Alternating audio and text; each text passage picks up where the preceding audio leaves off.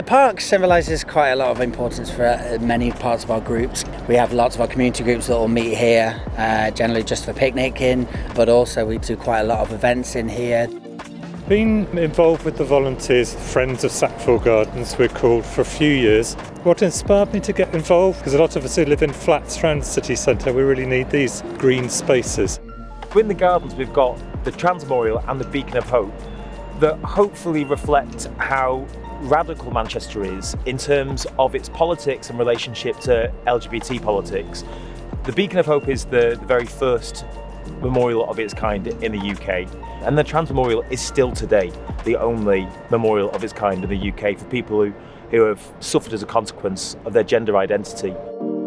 I just think it's really powerful that it's here and people can recognise the existence of people of different sexual and gender identities within these public spaces that everyone comes together to use. Here I've got Alan Matheson Turing. Alan came to Manchester after World War II and was part of the team that developed the world's first modern computer. He also worked in artificial intelligence in Manchester, but obviously he's persecuted for his sexuality and punished accordingly, led to quite severe depression. In 1954 he took his own life by biting an apple that was laced with the poison cyanide.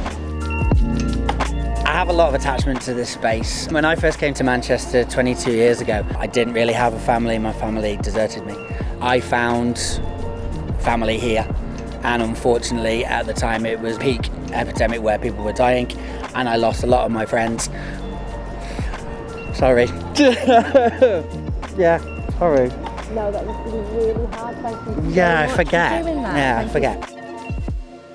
Beacon of Hope is a memorial and a symbol to all those people that lost their lives during the HIV and AIDS epidemic.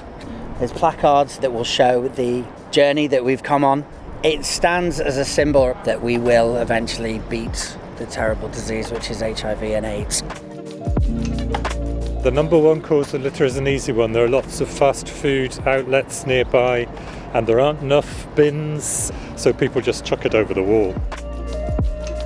I run my own team and I call it the Village Squad. We will walk around the village, we will do a big clean-up operation, and we will just make sure that everywhere is maintained, especially after such big events like Pride. Everybody's really, really happy to get involved. I think most people realise that if they've been to the event and taken part in the event, it's nice to feel that they're doing something to help put the gardens back as they were.